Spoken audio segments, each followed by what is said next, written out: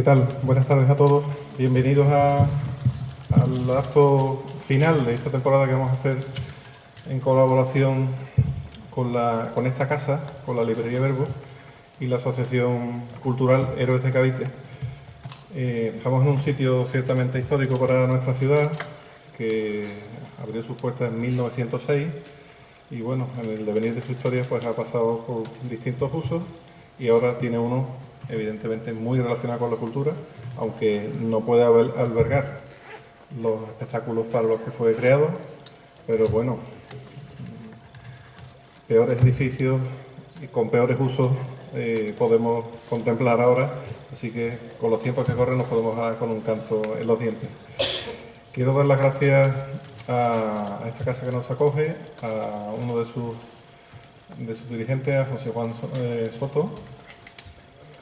Quiero dar las gracias a Álvaro Pimentel, que es el delegado de Economía del Ayuntamiento de Sevilla, que hoy nos acompaña también, y a algunos de los autores de esta obra que hoy presentamos en nuestra ciudad, Cartas hispanistas al Rey de España, a don Pablo de la Asunción, a don Julio Enche, Antonio Moreno, colaborador de la asociación, gran sevillano, hispanista, y a nuestro querido Marcelo de la Puebla, que no le hace menos y le sigue bien a la saga a nuestro querido Antonio.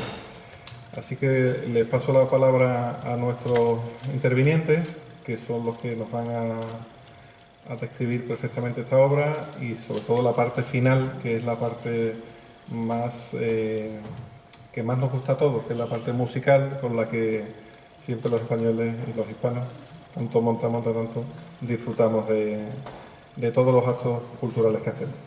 Muchas gracias a todos. Buenas tardes, no sé, ahora, buenas tardes. Bueno, estamos haciendo este acto en Sevilla, que como ustedes sabrán, Sevilla no es una ciudad más para hablar de hispanidad y de hispanismo, eso creo que ustedes lo tienen claro, y no es una ciudad cualquiera. Sevilla fue el centro comercial, financiero, político de la historia de América y de España.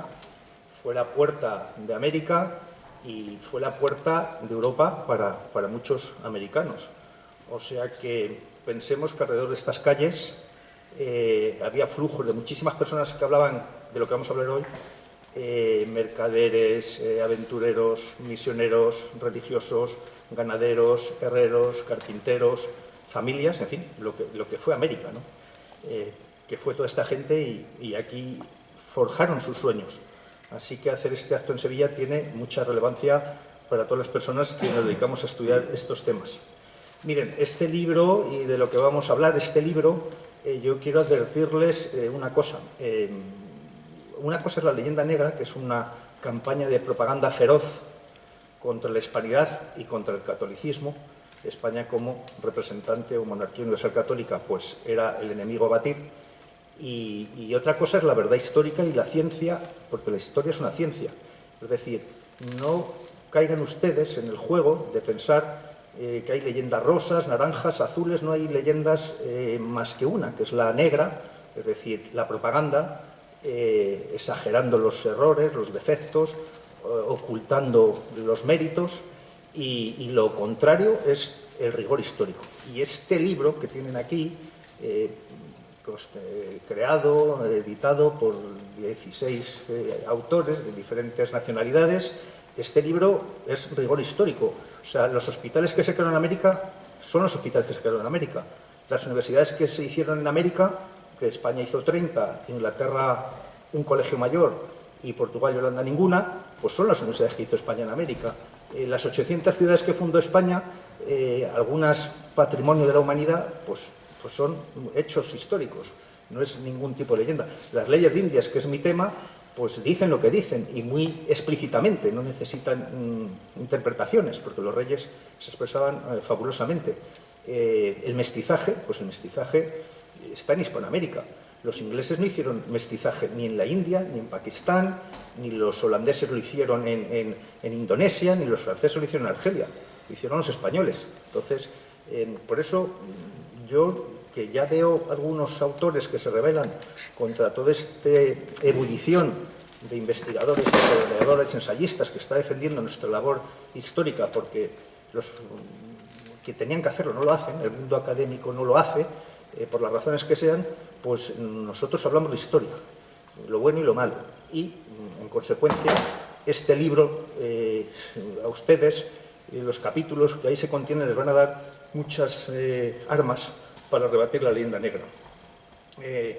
Miren, tratamiento de los indios. Me han dicho que sea breve y además yo quiero dejar cosas en suspense y con intriga para que me llamen otra vez. O sea, que con un poco de suerte logro dejar en ascuas al público para que pueda volver. Mire, el tratamiento de los indios, las leyes se preocupaban desde el minuto 1, la reina Isabel, del buen tratamiento de los indios. Pero no solo respecto a los españoles, sino respecto a los mismos indios. Porque los indios tenían esclavos. Los indios pagaban algunos pueblos, Ojo, América era algo bastante heterogéneo y no podemos generalizar. Los indios pagaban deudas con las hijas y con las mujeres. Las leyes indias prohíben el enterramiento de 2 jóvenes hembra y 2 jóvenes varones con el cacique muerto. Y las leyes indias prohíben, por ejemplo, el comer carne humana, aunque sea de preso o de persona muerta. O sea, vamos a saber que el mundo precolombino no era Walt Disney, y que España llevó allí una labor civilizadora y llevó instituciones fuertes y serias para aportar lo mejor que tenía España de sí. Aquí hay una figura fundamental, que es Isabel de Castilla, Isabel la Católica, como saben, que desde el primer instante, esto es cuando Colón llega de América y va a Barcelona. Por cierto, Barcelona tiene bastante protagonismo en las leyes indias. Aquí en el libro lo cuento. Lo primero que le dice la reina Isabel es que trate amorosamente y dé conversación a los indios y que les dé mucha conversación. Y eso que tenía la reina Isabel en la mente, muy aconsejada por sus confesores, como fue el primero de ellos, Guillermo de Deza, es por una razón muy sencilla. Se les había planteado ya con las Islas Canarias, que fue una conquista que duró casi 90 años, la esclavitud, que era algo absolutamente lógico y normal en el siglo XV en todo el mundo. Los cristianos fuimos esclavos. Jerónimo de Aguilar y Gonzalo Guerrero, que fueron unos náufragos que cayeron en Yucatán, fueron esclavos de unos caciques indios. A 5 se los comieron, pero los que se escaparon, porque los habían dejado para engordar, pues fueron esclavos. Esto es literal, o sea, esto está contado por ellos y en las crónicas de la época. Y como digo, aquí hay una mujer crucial, que es Isabel la Católica, que cuando se conquistan las Canarias, traen, como lo ven absolutamente normal, a guanches esclavos. Y su confesor, Guillermo de Deza, le dice, mire, no podemos hacer esclavos a quienes vamos a convertir al cristianismo. O sea, si nosotros vamos a convertir a cristianos porque la monarquía universal católica en la que creían, su misión era evangelizadora, además de otros objetivos, y consideraban la profunda religiosidad que tenían estas sociedades y estos reyes y la Isabel católica, que era en ese sentido una mujer que llevaba la liturgia de un monasterio a rajatabla, todas las ceremonias religiosas del monasterio las llevaba ya día a día, pues ahí cambia la forma de ver las cosas y cambia, aquí vienen las leyes indias, las leyes de Burgos, cambia el concepto de otro mundo y de otros seres que no esperan encontrarse. Como que los hombres al nacer, por el hecho de nacer, tienen derechos naturales. Y los hombres al nacer, por el hecho de nacer, son libres. Eso hoy nos parece evidente, entonces no lo era. Y eso tiene su origen en esta forma de ser y pensar. La Universidad de Oxford en 1934 dijo que los precedentes de los derechos humanos eran las leyes indias. Eso dijo la Universidad de Oxford. Y bueno, creo que eso es evidente. Yo, por darles algunas pinceladas y de lo que va mi capítulo, que es hay capítulos buenísimos ahí, capítulos que ustedes se sorprenderán, porque no es más que hechos, no son más que datos. Nosotros decimos, contra el relato hay que dar datos, es decir, contra el relato que nos quiere denigrar por razones muy ocultas, tenemos que dar los datos. Y Las leyes de Indias, pues para que se hagan ustedes una idea, entrando, por ejemplo, en materia de matrimonios. Los matrimonios interraciales, Inglaterra tenía prohibido a sus funcionarios hasta 1940 casarse y tener relaciones con personas de sus bien llamadas colonias, que lo nuestro no se puede entender como las colonias del siglo XIX. En Sudáfrica, ustedes lo saben, estaban prohibidos, lo hemos vivido, en 1985, hasta 1985 estaban prohibidos los matrimonios interraciales. Las leyes de Nuremberg, no digamos nada. Y el Código de Negros francés, por ejemplo, en 1714 prohibía casarse a los negros entre sí. Bueno, en 1503 los reyes católicos dicen que se casen españoles y españolas con indios e indias, que es lo que explica que haya mestizaje en Hispanoamérica. Y que donde hay un lugar donde ha estado presente España, haya mestizaje, cosa que en otros imperios o reinos pues es imposible verlo porque estaba prohibido. En materia de menores, pues en materia de menores dicen las leyes de Burgos que los menores de 14 años está prohibido trabajar, igual que las mujeres embarazadas, prohibido trabajar. Bueno, hasta 1805 la ley Fabril ingresa no prohíbe trabajar a los menores de 9 años en lugares no ventilados, porque por supuesto si estaba ventilado el menor, fuera cual fuera su edad, podía trabajar. Y esto mismo en la ley Guizot francesa en 1845. Es decir, pongo los ejemplos de las mujeres, de los matrimonios, pongo el ejemplo de los menores, para que ustedes tengan una referencia. Voy a ser muy breve porque, como he dicho, lo importante es que ustedes tengan una idea del libro. A mí me crispa ver cuando en América tiran estatuas, en particularmente a los ataques a la estatua de Isabel la Católica, porque que los nativos o los indigenistas tiren la estatua de Isabel la Católica es como si los de raza negra en Estados Unidos, cada vez que hubiese un episodio de violencia policial contra los hombres de raza negra, tirasen la estatua de Kennedy o Luther King. Es lo mismo. O sea, los que la protegieron, que los indios, haya indios en América, se debe a los reyes católicos y a Isabel I de Castilla, que marcó esa pauta. O sea que tenemos que, en fin, saber estas cosas, profundizarlas y divulgarlas, porque ahora estamos viendo que personas por su cuenta, investigadores, ensayistas, Hispanoamérica hay muchísimos y grandes, como ustedes conocen, estudiosos del tema, pues tenemos que salir a la palestra, porque el mundo académico pues no transmite o no llega. Yo cuando escribí el libro de las leyes de Indias y me pidieron, como un caso como este, ¿no? Hablar de las leyes de Indias, no había absolutamente nada. Buscando estudios de universidades, pero no había nada publicado, no había nada en YouTube y estamos hablando de un conjunto legislativo que las recopilaciones de leyes de Indias de 187 años, de 1493 a 1680, que publicó el rey Carlos II, y luego una novísima recopilación que se hizo en 1805, poco antes de las independencias. Estamos hablando de 187 años de una obra colectiva tremenda, que no solo participaban españoles, participaban los propios nativos. Los alguaciles habitualmente eran los nativos, los corregidores eran nativos. El chacalteca tenía por derecho propio un gobernador con la categoría de gobernador, que era gobernador chacalteca, y se integraron en la estructura judicial, jurídica de la corona, pues fácilmente, se integraron fácilmente. Y esa legislación de 6.500 normas, yo les he contado unas cositas, de 6.500 normas durante 187 años, pues imagínense todo lo que se ha legislado en España, desde casi con la guerra con los franceses, más o menos, desde Fernando VII hasta hoy. Y eso no se estudia, ni se estudiaba.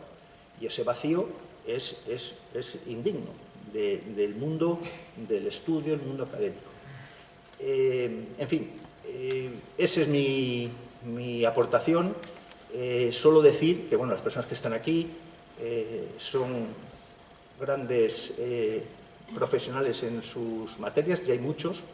Gracias a Dios hay un resurgimiento, hay un interés, hay vocación por conocer lo que nos rodea, entre otras razones porque lo que nos cuentan, con lo que vemos alrededor, pues no cuadra, ¿no? Y yo creo que la sociedad hispanoamericana está reaccionando, está viéndolo, está mirando hacia otro lado y sobre todo lo que tiene importancia de todo esto es el futuro. El futuro es que somos una comunidad de 600 millones de personas, que a nadie le interesa que tengamos una cohesión como comunidad, salvo a nosotros mismos, y bueno, pues tenemos que caernos del caballo y velar por nuestros intereses y por nuestro pasado y nuestra historia. Así que espero que el libro lo lean y que, bueno, que nos llamen más veces para seguir hablando de estos temas. Muchas gracias.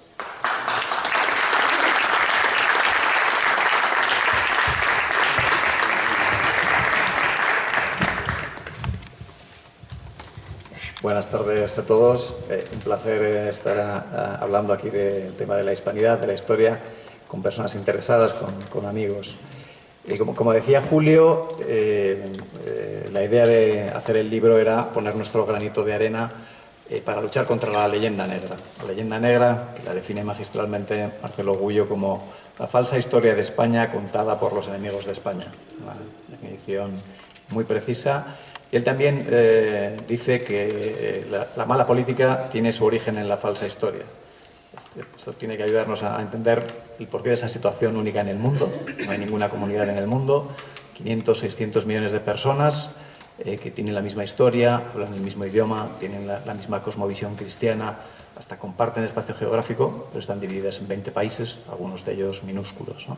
Entonces, no pensemos que la leyenda negra es algo del pasado, que no nos afecta, que no está presente hoy día. No es así.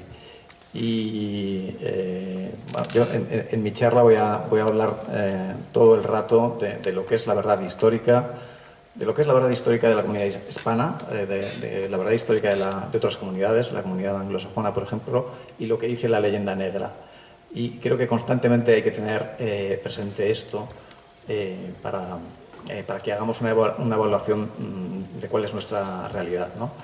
Entonces, bueno, a mí me encanta el tema de mi capítulo, la fundación de hospitales, porque creo que en ningún otro caso se ve de forma tan clara la voluntad de España, en la hispanización del continente americano, de elevar el nivel de vida de los ciudadanos indígenas, de tratar de implantar una civilización verdaderamente basada en los valores cristianos, ¿no? Es difícil. Y esto contrasta tremendamente con los mitos de la leyenda negra. Entonces, empecemos pensando que el primer hospital que se fundó en América fue en 1503 en Santo Domingo, el Hospital de San Nicolás de Bari. Esto es porque el recién nombrado gobernador, Nicolás de Obando, llega con instrucciones clarísimas por parte de los reyes católicos de fundar un hospital en el que se atiendan tanto a indígenas como cristianos. Hagan las poblaciones donde vea que fuere necesario casa para hospitales en que se acojan y curen así los indios como los cristianos. Unas instrucciones clarísimas. En 1511 los reyes católicos, Fernando el Católico, promulga también una cédula en la que dice que se tienen que tratar en los hospitales, en los mismos hospitales, los indígenas y los europeos. Para cuando falsos mitos digan que en los hospitales solo no se trataban a los indígenas, ¿no? Y por si esto fuera poco, y por eso me encanta que esté también aquí Julio, es que la primera de las leyes de Indias de 1541, ese cuerpo legal impresionante de más de 6.500 disposiciones, como él comentaba, pues también hace referencia a la creación de hospitales. Que se funden hospitales en todos los pueblos de españoles e indios. Encargamos y mandamos a nuestros virreyes, audiencias y gobernadores que con especial cuidado provean que en todos los pueblos de españoles e indios de provincias y jurisdicciones se funden hospitales donde sean curados los pobres enfermos y se ejercite la caridad cristiana. Bueno, esto me parece que es absolutamente admirable e innegable. Entonces, cuando pensamos en la fundación de ciudades hecha por los españoles en América, pues esas 1000 ciudades que se fundaron ya en el siglo XVI, siempre nos imaginamos la iglesia y el cabildo, pero no caemos tanto en que también se fundaba el hospital. Y seguramente el ejemplo más claro de eso es el Hospital de Jesús en México, mandado construir por Hernán Cortés en 1521. El mismo año de la caída de Tenochtitlán. En ese mismo año manda construir pues, en esa preciosa plaza del Zócalo, seguramente la plaza más impresionante de la Hispanidad, donde está el palacio donde reside hoy día López Obrador, y desde ahí lanza invectivas contra España y la Hispanidad. Enfrente está esa esplendorosa catedral y muy cerca está el Hospital de Jesús, que en 1524 comienza a funcionar. Pero lo más alucinante de ese hospital es que hoy día sigue en funcionamiento. Es algo absolutamente impresionante, ¿no? Es el hospital en activo más antiguo de toda la Hispanidad, por supuesto el hospital más antiguo de América. En España solo hay un hospital, el Hospital de Sant Pau en Barcelona, que se fundó en 1401, pero que ha cambiado de edificio. Entonces es el único hospital, bueno, es el hospital más antiguo, digamos que es el rey de los hospitales, sigue funcionando en la misma ubicación. No sé si pueden ver algunas imágenes que habíamos traído. Es un hospital precioso que si yo me pongo enfermo me encantaría que me cuidaran ahí. Tiene hasta había innovación en la parte de arquitectura porque se construyó con unos arcos escarzanos especialmente amplios para que entrara más la luz y el aire para que se pudieran curar con más facilidad los enfermos. Ese hospital se financió con el dinero del propio Hernán Cortés, que cuando falleció dejó en su testamento dicho que las rentas que él tenía en la Ciudad de México fueran para financiar este hospital. Entonces, bueno, pues no pensemos que los hospitales que fundaba la Hispanidad, 850 hospitales en toda América y 46 de ellos en Filipinas también. No pensemos que eran, no sé, hospitales menores. Muchos de estos hospitales tenían 300, 400 camas. O sea, edificios imponentes, absolutamente magníficos. Pero casi lo más impresionante de esos 850 hospitales, a mí que me llama más la atención saber que 325 de ellos fueron construidos en el siglo XVI. Entonces, a lo mejor esto no nos dice mucho, pero tenemos que ponerlo en relación, y por eso hablaba al principio de historia comparada con lo que hicieron las otras comunidades. Es que tenemos que ser conscientes de que Francia, Inglaterra, no lograron asentar una colonia hasta el siglo XVII. Inglaterra intenta fundar su primera colonia en 1585 en la isla de Roanoke y fracasan estrepitosamente, mueren por 2 veces los cerca de 100 colonos que había allí. Y hasta 1607 en Jamestown, que toda la historiografía anglosajona pues, canta las loas a Jamestown, pensemos que eso fue 120 años después de que los españoles estuvieran completamente asentados en América, hubieran fundado más de 15 universidades, hubieran fundado esos 320 hospitales. Esto es un contraste tan enorme, tan brutal, que tiene que darnos cuenta de cómo debían mirar las potencias rivales entonces a España, ¿no? Nosotros no somos capaces ni de sentarnos y esta otra comunidad bueno, ha extendido su país, ha extendido toda la civilización al continente americano. Bueno, y pensemos también en el dominio, en el comercio de América con Filipinas. Éramos los únicos que éramos capaces de regresar, el tornaviaje, el Pacífico, el llamado Mar Español. Entonces, esto lo digo para que tengamos en cuenta pues, la enorme vitalidad, pujanza de España en América, el esfuerzo con el que se volcó, que era algo que tenía que despertar la admiración y los recelos, lo que viene detrás de los recelos, el odio, y eso nos da una idea de por qué y con qué intensidad surge la leyenda negra. Volviendo un poco al tema de los hospitales, por dar una idea de cómo eran los hospitales, porque podemos tender a pensar que, bueno, pues que no eran parecidos a los de ahora. Bueno, pues yo creo que nos resultarían sorprendentemente parecidos y ya vemos que desde el punto de vista de la arquitectura podríamos estar siendo satisfactoriamente atendidos en uno de esos hospitales. Bueno, pues en esos hospitales, otro de los hospitales más importantes que se fundó en México, el de San José de los Naturales, se llamaba de los Naturales porque atendía especialmente a indígenas, pero no por racismo, sino porque los indígenas tendían a sufrir enfermedades específicas, por ejemplo el sarampión. Este hospital, en una epidemia de sarampión que hubo en 1530, pues ayudó mucho a la población indígena. Un hospital de también 400 camas, fundado por Pedro de Gante, un monje de origen belga, de lo que hoy sería Bélgica, y en este hospital, en el siglo XVI, pues había 2 médicos, 2 cirujanos, 3 practicantes mayores, 7 practicantes menores, lo que hoy llamamos, podríamos considerar enfermeras, había 2 boticarios, había cocineras, había mucho personal de apoyo. Y la vida en uno de estos hospitales no es tan distinta de la de hoy. Se hacía ronda por las mañanas, se hacía ronda por las noches, se apuntaban también en tablillas el estado de los enfermos.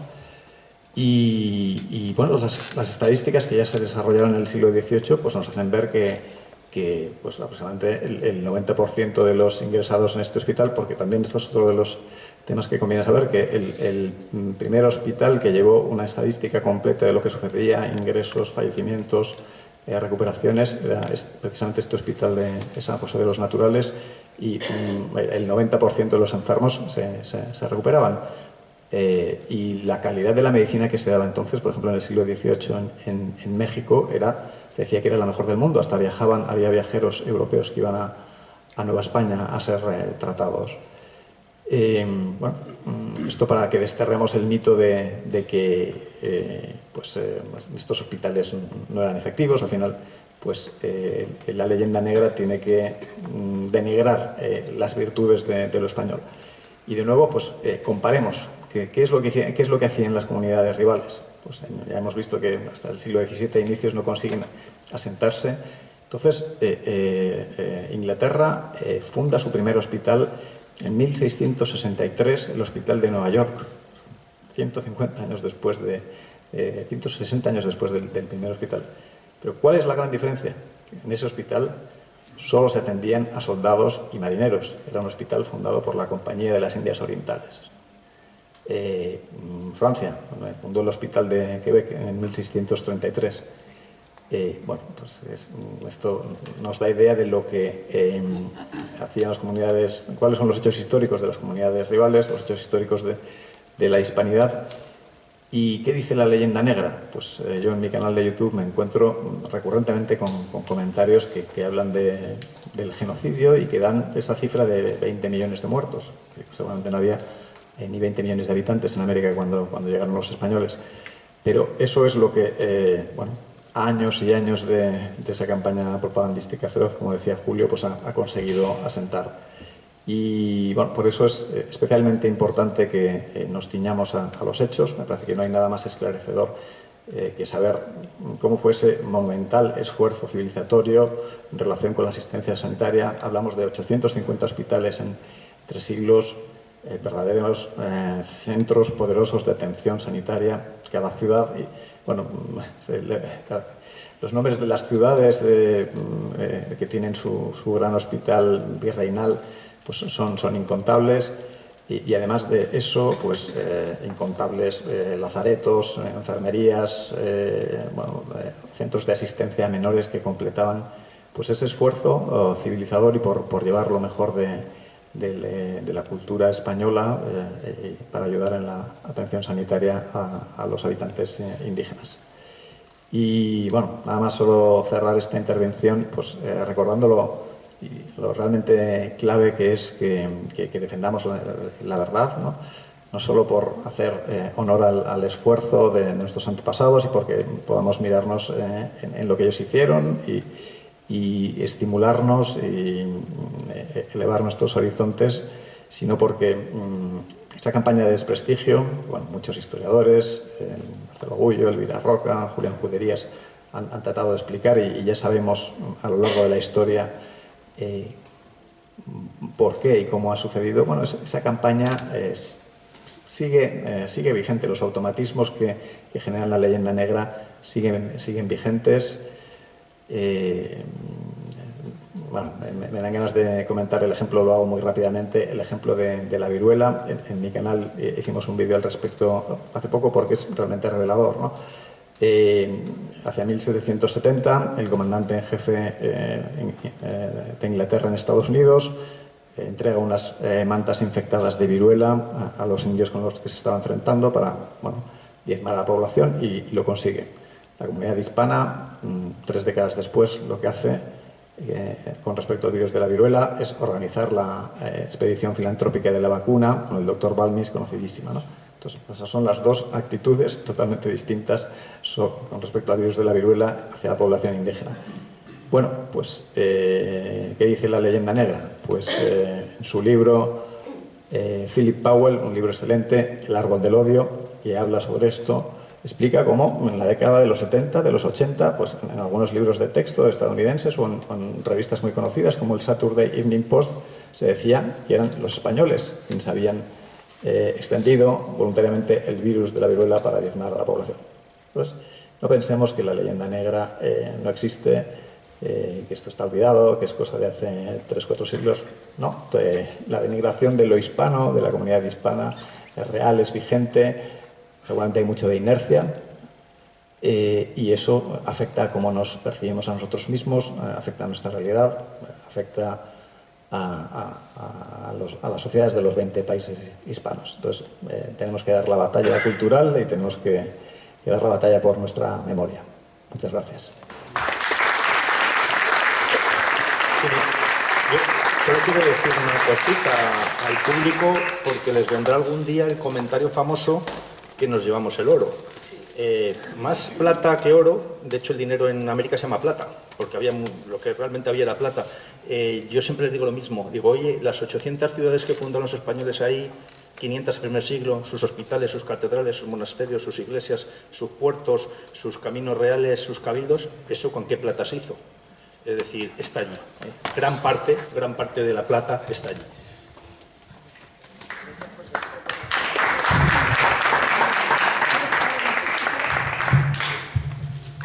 Bueno, buenas tardes, muchas gracias a todos por venir. La verdad que creo que mejor así. Cuando estuve hablando con Pablo, Julio, Marcelo, me propusieron participar en este libro, pues la verdad que me llenó de orgullo. Primero de orgullo porque hubieran pensado en mí, segundo de responsabilidad, porque además creo que está muy bien pensado, un libro de diversos autores, de ambos hemisferios, con diversas temáticas, muy bien enfocado, muy bien ordenado. Y a mí me tocó pues una temática que en teoría la tenemos todos, como es la leyenda negra, pero es que la leyenda negra tiene muchísimas aristas, como ha desarrollado Julio, como ha desarrollado Pablo, ¿no? Porque esto no es una disputa de señores académicos que se encierran en un rincón recóndito de una biblioteca, esto es que está muy vivo. Ahora hay determinada corriente que lo niega, que dice que no, que la leyenda negra no existe. La leyenda negra no, eso es una especie de paranoia que se han inventado 4 nacionalistas españoles, que eso no. Pero sí existe. Hace poco, por ejemplo, por poner un ejemplo de muchos, ¿no? En un capítulo de Los Simpsons sale, en la versión original, Marge le pregunta a Homer una serie de cosas y dice, bueno, ¿esto qué es la Inquisición española? Entonces, claro, no es que lo digan con mala intención, sino que es que está muy a flor de piel. España como una anomalía, además, ¿no? Hay quien dice que el término leyenda negra, en verdad, antes de Julián Juderías lo esboza Emilia Pardo Bazán. Eso es un estudio muy bien realizado por el amigo Iván Vélez, y de verdad. Yo no sé algunos que hoy en día dicen reivindicar a Doña Emilia, ¿qué Doña Emilia han leído? Porque buena parte de la obra de Doña Emilia precisamente está dedicada a luchar contra la leyenda negra, pero bueno, que no se consuela porque no quiere. Pero esa imagen de España como anomalía, ¿no? Una imagen oscura, negativa, pesimista, derrotista, que luego, claro, la historia, además tenemos tantísima documentación al respecto que podemos contestarla no ya con leyenda rosa, leyenda dorada, sino simplemente con documentación. Y yo muchas veces lo pienso, aquí que estamos en el puerto y la puerta de las Indias, si España era un país tan intolerante, tan fanático, ¿cómo es que medio mundo se venía aquí a vivir? Y no digamos en la América española, porque Sevilla concentraba gente de toda España, sí, pero es que aquí había muchísimos italianos, flamencos, alemanes, franceses, que venían aquí a vivir. Y no digamos, por ejemplo, los irlandeses, ¿no? Y los griegos también, muy importantes, por cierto, en el desarrollo de América. En la fundación de Lima, en la fundación de Quito, en la expedición de Cabeza de Vaca, hay griegos. O sea, griegos e irlandeses tuvieron en España también su hogar. Entonces, cuando hablamos de intolerancia, automáticamente nos aparece la palabra España. Sin embargo, no nos aparece lo que hicieron los ingleses con los irlandeses, por ejemplo, ¿no? O en el siglo XVIII, algunos supuestos intelectuales franceses, alemanes, etcétera, empiezan a preguntar qué ha aportado España a la civilización. España no, según ellos, España no ha aportado absolutamente nada. Pero el problema de la leyenda negra es que nos lo hemos creído nosotros mismos. Y no es un problema solo hispanoamericano. Muchas veces lo hablo, por ejemplo, con el capitán Perú, y yo he vivido en Perú y él me insiste mucho en que es un problema de educación. Digo, sí, pero es que en Perú y en España. Es que todos tenemos en la cabeza que fue la mal llamada Armada Invencible, pero a nadie nos han hablado de Blas de Lezo o de Bernardo de Galvez. O sea, es que siempre es enfocar o ofuscarnos en la parte negativa, en la derrota, en la humillación. Se hace una película sobre los últimos de Filipinas y lo español es lo cutre, ¿no? Lo grotesco. Y claro, eso también le da un balón de oxígeno al separatismo, ¿no? ¿Por qué? Porque el romanticismo que ya empieza, digamos, a desviar la historia para determinados campos, pues dice, no, los gallegos son celtas, o los andaluces, por ejemplo, somos árabes, o, en fin, bueno, un gallego puede ser tan celta como puede ser un extremeño o un castellano. Probablemente en Castilla haya más arqueología celta que en Galicia. Tan al-Ándalus era Madrid como lo era Sevilla, o sea, pero todos como que nos queremos despojar de todo lo que sea español o hispano, ¿no? Como por ejemplo en el Ande, yo que he visitado el Ande viviendo en Perú, hay muchas vestimentas que son idénticas a las de aquí y te las quieren hacer pasar por incas, con todo mi respeto, ¿verdad? Que el incanato no desapareció, que eso es otra propaganda de la leyenda negra. Muchos nobles incas se integraron en la corona. Y también lo que me llama la atención, primero, la transversalidad, es decir, la leyenda negra no es una cosa de la izquierda, sí. El Foro de São Paulo lo está utilizando como arma política, pero a mí no me consta, por ejemplo, que César Vidal sea un rabioso comunista. César Vidal es tan negro legendario como lo puede ser Lula, por ejemplo, por motivos distintos. Pero la leyenda negra es un recurso, por desgracia, universal. Y luego, la supuesta exigencia moral que hay. Oye, cuando hablamos de la historia de los faraones de Egipto, nos decimos, sí, pero es que los faraones cometieron abuso. Cuando hablamos de la dinastía Ming, sí, pero es que los chinos cometieron abuso. ¿Y por qué con España, todo lo que significa España, monarquía católica, hispanidad, hay un permanente juicio moral que no lo hay con los demás? Bueno, no digamos ya con Inglaterra o con Francia, que muchas veces hablamos de la propaganda anglosajona, pero yo creo que la propaganda francesa ha llegado y ha calado mucho más. Esa supuesta, no sé, Marcelo sabe pronunciar lo mejor que yo, grandeur francesa, ¿no? Sí, ¿no? Es que estoy escuchando mucha música cajún, acadiana, entonces yo creo que por ahí. Entonces, el problema es ese, que lo hemos arrastrado como una propaganda negativa y lo hemos interiorizado. Entonces, yo hablo muchas veces con Marcelo de la Puebla, como desde la poesía, la literatura, la música, tenemos que transmitir este mensaje con alegría. Por supuesto con datos, porque el dato es el que mata relatos. Pero tenemos que ir más allá. Tenemos que diversificar nuestro mensaje y llegar a la emoción y a los sentimientos de las personas. Y tenemos la gran suerte de que tenemos una literatura, tenemos además una unión cultural, hemos tenido una ruptura política, pero una ruptura cultural con América, y un acervo musical común con el cual podemos llegar muy bien, y yo creo que debemos utilizarlo porque es lo justo, porque es lo bello, porque es lo verdadero, ¿no? Entonces, en el evento de hoy, que estamos en este rincón tan especial de la calle Sierpes, habíamos pensado con Marcelo, pues hacer nuestra muestra de poesía y música, porque la hispanidad es alegría, la hispanidad es cultura, la hispanidad es transmisión, la hispanidad es tradición, y eso hay que demostrarlo, como se dice, ¿no? Se demuestra andando, por así decirlo, y se hace camino al andar. Así que, Marcelo, yo te paso el testigo y vamos guiando.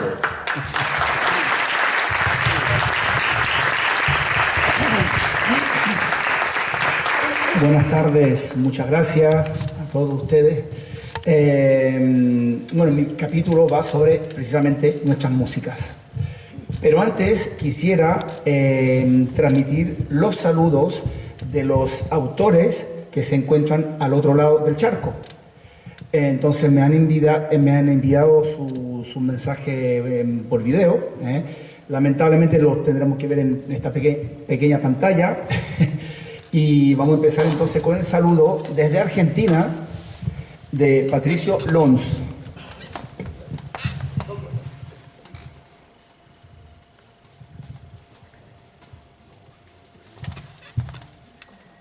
Que por cierto lo verán con un parche porque recién en ese momento había sufrido un accidente en la vía pública.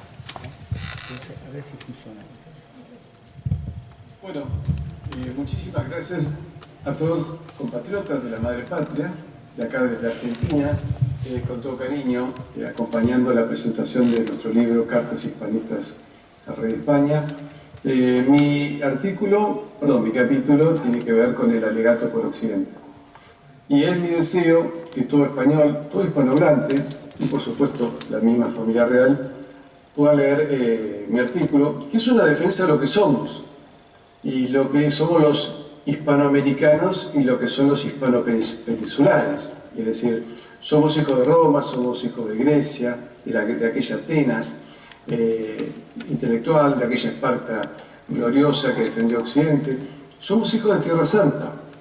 Y es mi deseo que España vuelva a esas tradiciones, vuelva el amor a la cruz, que fue el elemento fundacional, ¿no? Recordemos que España y es hija de Santiago Matamoros y es hija de esa promesa que se hicieron Santiago Apóstol y la Virgen María en el Pilar de Zaragoza, el lugar que pudimos tocar cuando estuvimos de viaje en España. Así que, queridos amigos, los invito a adquirir nuestro libro, Cartas Hispanistas al Rey de España, a recomendarlo, a mostrárselo a sus amigos, a leerlo y a disfrutarlo. La idea mía fue aportar un pensamiento a lo que somos como Occidente. El verdadero Occidente es el Occidente español, porque España fue la que trajo toda aquella gloria romana, helénica y cristiana al Nuevo Mundo.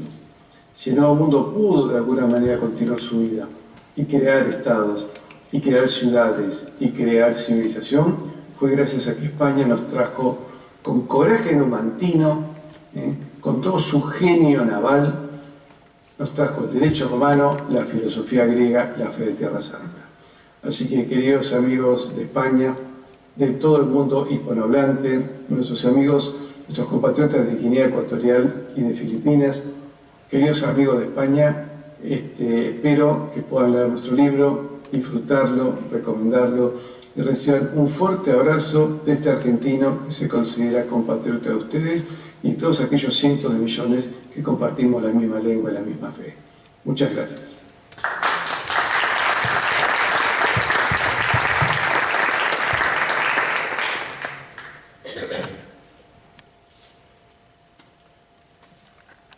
Monda, les mando un saludo fraternal desde la República del Ecuador, desde la ciudad de Ambato.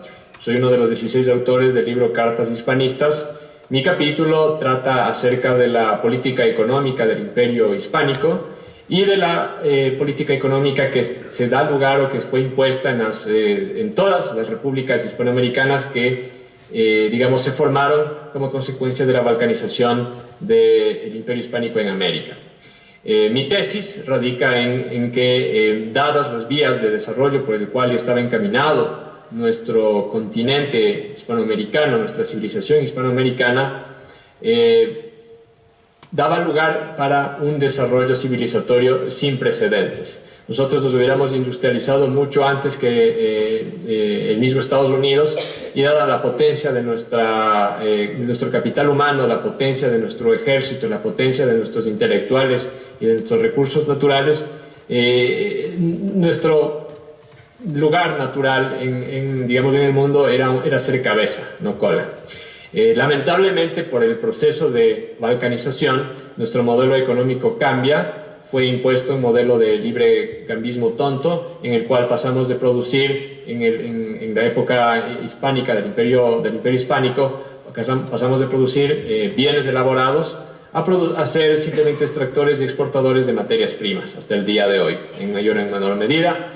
Y esto ha traído graves consecuencias para el avance civilizatorio en general, el avance social y económico de nuestra región.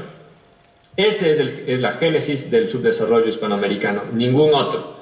No son los postulados y los inventos de think tanks anglosajones que dicen que el subdesarrollo de Hispanoamérica se debió al Imperio Español. Todo lo contrario. Nuestra civilización hispánica estaba encaminada a ser la primera potencia mundial. El modelo económico que nosotros teníamos ha sido un modelo que históricamente ha llevado a las naciones al poderío civilizatorio, el poderío militar e industrial, y esto se vio frustrado por el proceso de balcanización geopolítico anglosajón. Es importante conocer esta historia, es importante conocer las raíces de nuestro subdesarrollo, porque solamente para curar una enfermedad necesitamos conocerle a la enfermedad, necesitamos saber las causas de la enfermedad. No podemos curar una enfermedad de la cual no sepamos nada. Entonces, para poder curar el malestar civilizatorio en el que estamos, es importante conocer las causas del subdesarrollo que nos atormenta. Esas causas están en la balcanización que se dio lugar. Entonces, evidentemente la cura estaría en nuestra unificación, una unificación civilizatoria, una unificación económica y una unificación militar y política.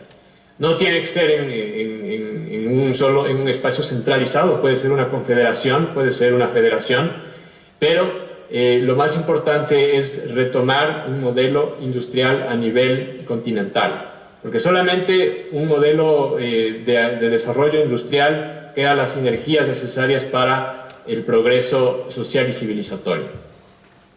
Está pues en nuestras manos, está pues en nuestras mentes y en nuestras voluntades poder llegar a recuperar nuestro mundo, a recuperar nuestra civilización y volver a tomar el lugar que nunca debimos dejar, que es ser cabeza y no cola. Nosotros debemos ser cabeza y no cola. Les mando un saludo y un abrazo.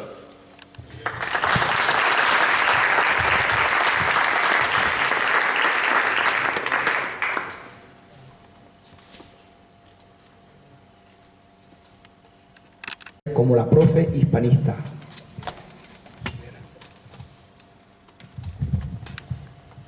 Mi nombre es Fabiola Rivera Velarde. Algunos me conocen como una profe hispanista y les mando un gran saludo desde Perú.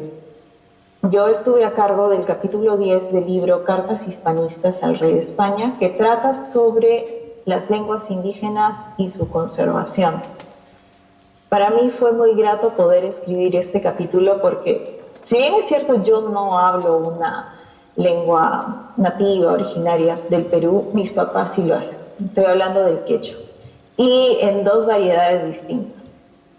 También es grato poder manifestar que hasta el día de hoy se siguen hablando esas lenguas y que también está presente en el folclore andino, en las tradiciones, en el modo de vida, en las relaciones muy personales, ¿no? Por otro lado, también ha sido una oportunidad para poder mostrar que no hubo destrucción de las culturas prehispánicas, si es que éstas apuntaban al bien. Y la conservación de lenguas permitió que los indígenas de ese entonces pudieran, de algún modo, entender la buena nueva del Evangelio. Tenía un objetivo trascendental y para mí también eso es muy significativo. Si el día de hoy los Andes son hispanos y son católicos, en gran parte es gracias a toda esa labor que se hizo a partir del siglo XVI para poder recopilar, sistematizar y fomentar el estudio de esas lenguas, y que ahora se están retomando. Y es muy curioso que para retomar los estudios de estas lenguas tengan que recurrir a estos textos, gramáticas, artes, vocabularios que se generaron a partir del siglo XVI, inclusive mucho antes de lenguas tan difundidas como el inglés, ¿no? La gramática del inglés. Muchas gracias, y también quiero manifestar que ha sido un placer poder compartir este libro con grandes autores. Yo los invito a adquirir el libro, a leerlo. Es una muy buena base para entender nuestra hispanidad y poder amarla y defenderla. Gracias.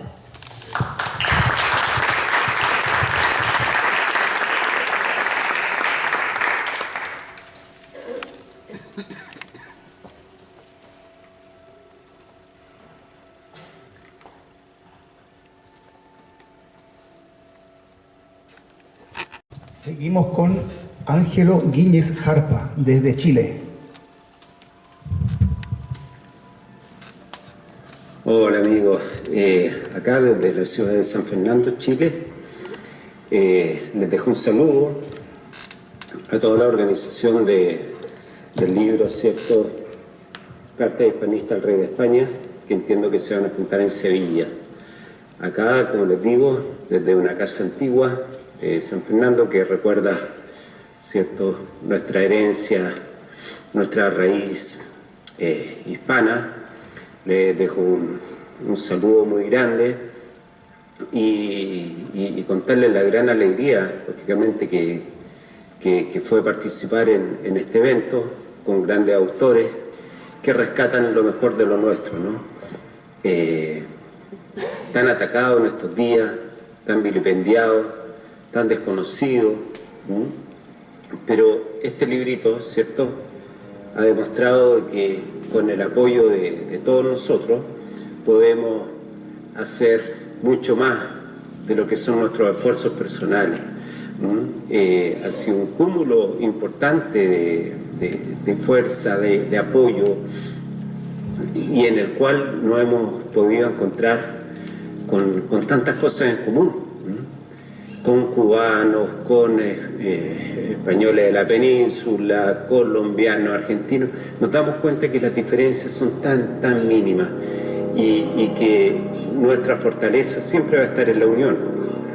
Hoy en día esa unión primaria, ¿cuál? La familia. Tratemos de luchar por la familia, démosle el valor más importante que existe, ¿no? El que tiene una familia hoy por hoy, que la considere que tiene realmente un tesoro y que la conserve con toda su fuerza, porque vemos el ataque brutal que está teniendo, ¿cierto?, en toda Hispanoamérica. A la vez la defensa de la pureza de los niños y obviamente la defensa de nuestra fe, de nuestra verdadera fe católica, ¿ya?, que desde los años 60 ha estado siendo tan manoseada, tan pasada a llevar, tan arrinconada,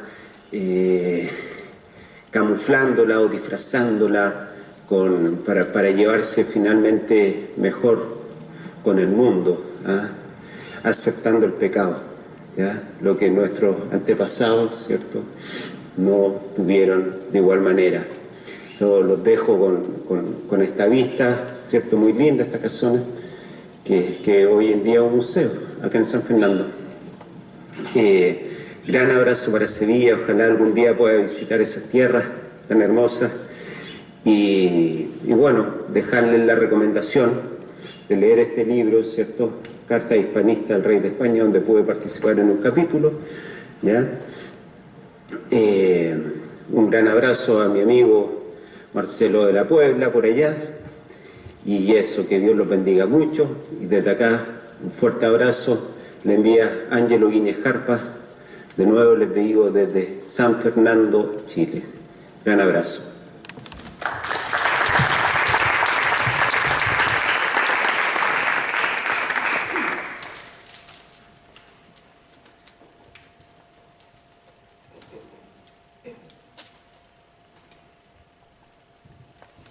Bueno, y concluimos con Mabel Sánchez desde Colombia.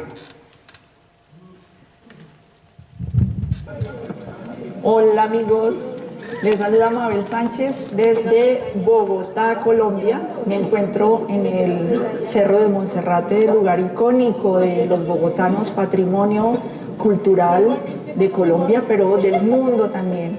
Me encuentro a 3.200 metros casi sobre el nivel del mar, en el Cerro de Monserrate, sitio icónico, emblemático de Bogotá. A mi espalda está la imponente cordillera oriental de los Andes. Más atrás empezará la Orinoquía y otra parte de nuestro robusto paisaje geográfico. Yo hago parte del maravilloso equipo de coautores del libro Cartas Hispanistas al Rey de España. Mi capítulo es El mestizaje en la hispanidad. En este cerro de Monserrate llegan a diario personas de todos los países, de todos los grupos étnicos, de todas las culturas. Nada más emblemático para mostrar nuestra fusión de culturas en sana convivencia que precisamente este lugar. Yo desde aquí les mando un fortísimo, fortísimo abrazo a todos los amigos que están en Sevilla, a Marcelo de la Puebla que está organizando este evento y espero nos veamos si pasan por Bogotá. No duden que aquí encuentran siempre brazos amigos. Un saludo. Quiero compartirles también, a mi espalda está el santuario del Señor Caído de Monserrate. Inicialmente la ermita fue erigida hace 400 años por Nuestra Señora de Monserrate. Y en este momento tenemos Nuestra Señora de Monserrate y el Señor Caído de Monserrate, ambos de tradición fuertemente católica, hispana. Estoy muy contenta de mostrarles parte de ese patrimonio de la hispanidad que nos une con tanta fuerza a todos. Ahora sí.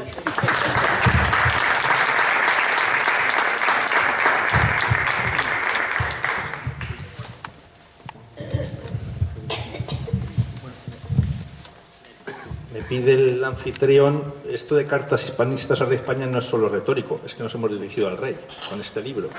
Entonces le hemos hecho llegar el libro y les leo. Me pide Alberto que les lea la carta de la Casa de Su Majestad el Rey, del jefe de gabinete.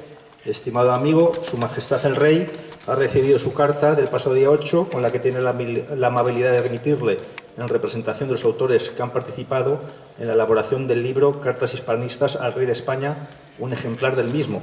Su Majestad me encarga que en su nombre le agradezca esta atención, así como sus amables palabras, y le envíe un cordial saludo que desea haga extensivo al resto de autores del libro, lo que cumplo con el mayor agrado.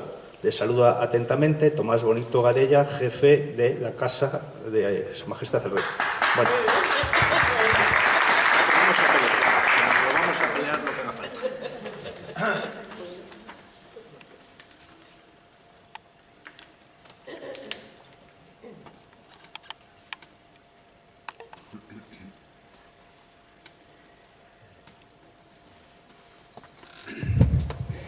Bien, como hemos dicho anteriormente, mi tema va sobre la música, no solamente porque es mi profesión, sino porque la historia, la misma historia, ha demostrado que nuestras músicas, además de ser un importante elemento aglutinador, también es lo que más es la mejor prueba de la mentira, de la gran mentira de la leyenda negra. O sea, al escuchar nuestras músicas tan variopintas, tan alegres, tan profundas, tan intensas, tan universales, lo veremos a continuación, nos damos cuenta que es imposible de que hayan sido creadas en un ambiente de opresión y oscurantismo.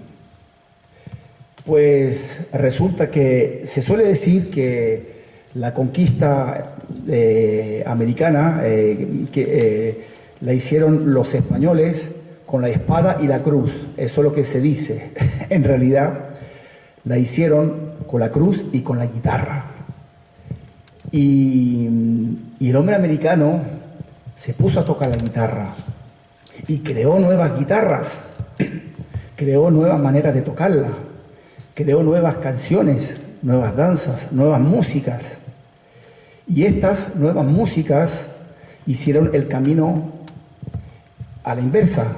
Volvieron hacia los puertos americanos de Sevilla, después Cádiz, y fueron reinterpretadas por músicos peninsulares, con tanto éxito que terminaron incorporándose al folclore español. Y como todo lo que provenía de América se ponía de moda en España, todo lo que provenía de España se ponía de moda en Europa. Así, danzas tan importantes en la historia de la música universal como son la chacona y la zarabanda fueron reinterpretadas y desarrolladas por los compositores más destacados de Europa y del mundo. Ponemos como ejemplo la monumental chacona en re menor de Johann Sebastian Bach. Está también la famosa zarabanda de Georg Friedrich Händel. Y poca gente sabe que estas son danzas de origen hispanoamericano. Otra danza de origen hispanoamericana de gran importancia, que sin embargo, cuyo origen hispanoamericano se desconoce, es el fandango. El fandango es presentado en el Diccionario de Autoridades de 1735, si no me equivoco, como baile introducido por los que han estado en los reinos de Indias. Y bueno, el fandango termina siendo la danza nacional de España en algún momento, hasta que fue destronado por la jota a mediados del siglo XX, por lo visto. Pero bueno, podemos poner algunos ejemplos de cómo sonaba aquel fandango. Pues se trata del fandango antiguo.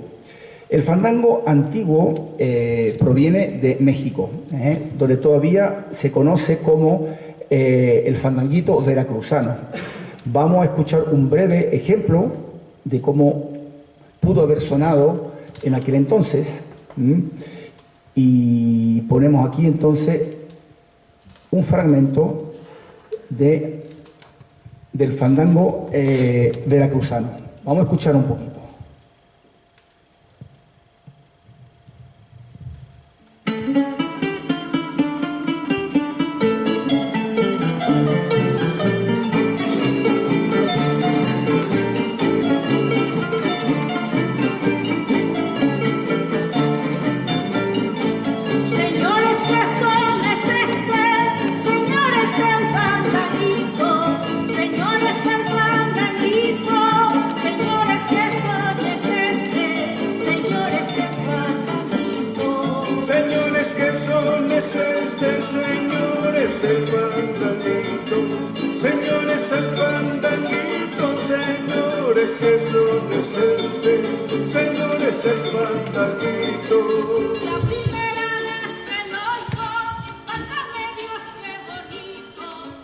Bueno, un pequeño ejemplo. Lo interesante es observar cómo se reinterpreta aquí en la península a la manera española. Antes de poner el ejemplo conocido de Santiago de Murcia, voy a mostrarlo con las 6 cuerdas, con la sonanta, como se dice aquí en Andalucía.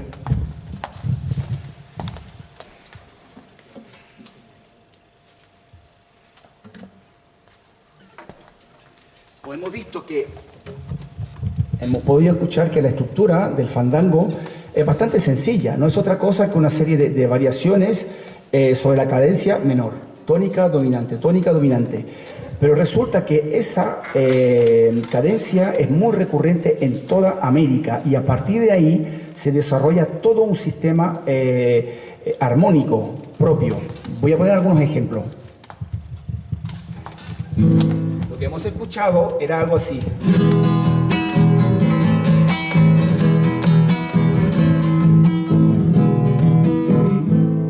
Rápidamente empieza a haber un desarrollo instrumental.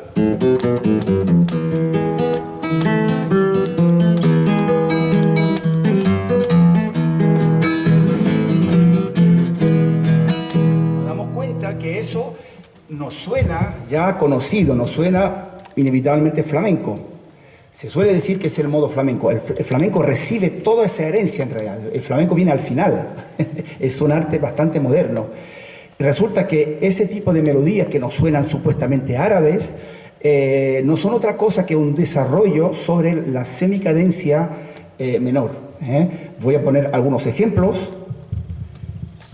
Hacemos esto.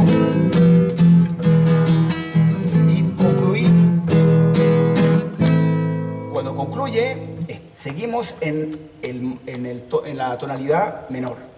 Pero si nos quedamos en la semicadencia, ya es otra cosa, porque posteriormente hacemos el camino a la inversa. En vez de hacer esto, ahora nos vamos al revés.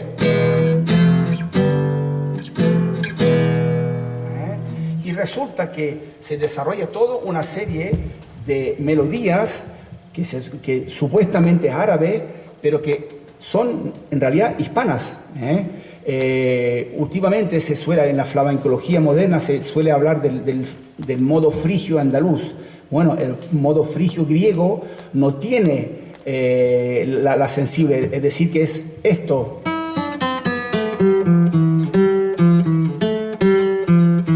Pero resulta que este sol en nuestra música puede estar natural o sostenido.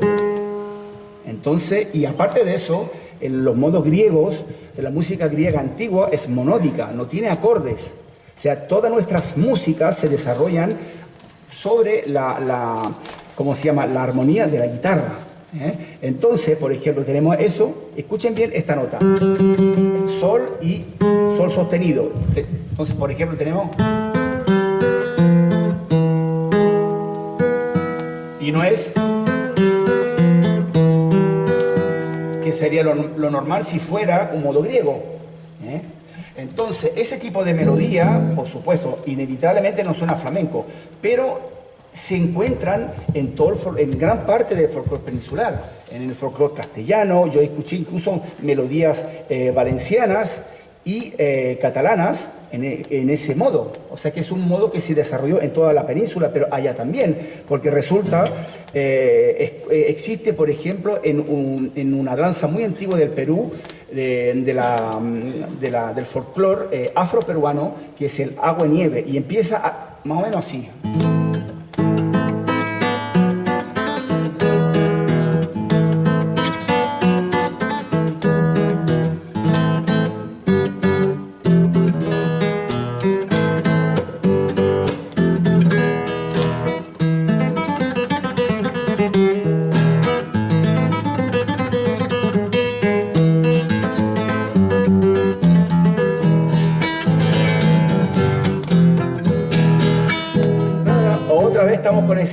Con esa cadencia que nos suena árabe supuestamente, pero bueno, esa cadencia existe en mi Chile también, en la cueca, en el modo menor es...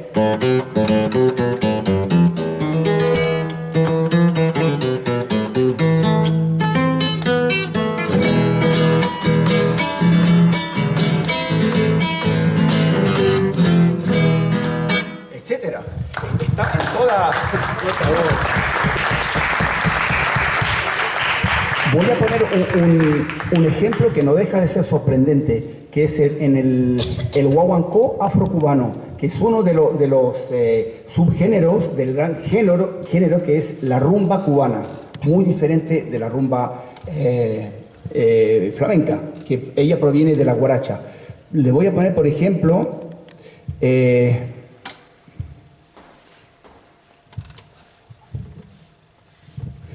un breve ejemplo, y que no deja de ser sorprendente, porque es música afro-cubana, pero si escuchamos bien, tenemos otra vez ese modo.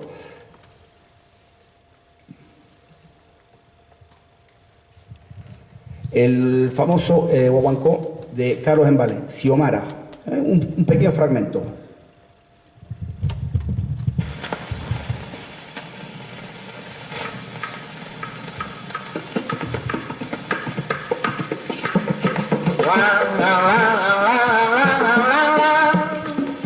Ya se oye por la esquina un rumbo muy especial que baña la calle bella con su luz primaveral.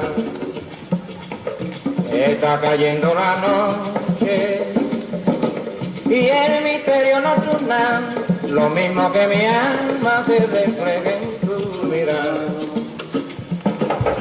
Tengo el alma muy contenta porque anoche te besé y al son de tu mirada mi cariño te entregué, pero porque tú tendrás que ver en este nuevo amor la historia se repetirá. Por eso yo me he puesto a analizar de que todo en la vida es un cuento. Xiomara, ¿por qué? Xiomara, ¿por qué tú eres así? Óyelo bien, Xiomara. Bueno, ahí tenemos otro ejemplo del gran Carlos Embale, de Cuba. Y entonces, bueno, se pueden decir muchas cosas más sobre nuestra música. Yo pienso personalmente que deberíamos hacernos la reflexión y observar de que estamos siendo totalmente invadidos por la música angloamericana. Y parece que ya eso no choca a nadie. O sea, es como a mí el otro día, por ejemplo, en la radio ponían en radio tal lo mejor de la música de los 80.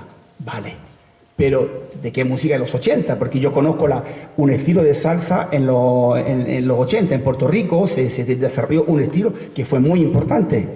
En los 80 en mi Chile se desarrolló lo que se llamó el canto nuevo. Y puedo seguir. En Argelia, por ejemplo, se desarrolló un estilo muy importante de música popular que es el rai, que tuvo mucho éxito en toda África del Norte y gran parte del mundo árabe también. Y así puedo seguir. Entonces, ¿qué pasa? La música de los 80, hay que ser más preciso. Y no nos damos cuenta que no es otra cosa que la música hegemónica, como si fuera la única que existiera. Lo mejor de la música, ¿pero de qué música? ¿Y qué pasa con la otra música? ¿Hay otra cosa que el pop y el rock? ¿Hay otra cosa que le guste a la juventud? Eso. Pues resulta que en los años 60, en mi Chile, a mediados de los años 60, surgió un movimiento de gran importancia protagonizado por la juventud, sin ninguna clase de apoyo de ningún tipo, totalmente espontáneo, que fue la nueva canción chilena y que en gran parte fue motivado justamente para contrarrestar la influencia musical, cultural angloamericana, que solamente estaba empezando. Ahora ya es totalmente omnipresente y parece que a nadie le molesta. Entonces yo creo que es importante que empecemos también a hacer el hispanismo con esa perspectiva. No podemos, a mí me chocó mucho ver a veces en algunos lugares supuestamente por nuestra causa rap hispanista. ¿Qué es esto?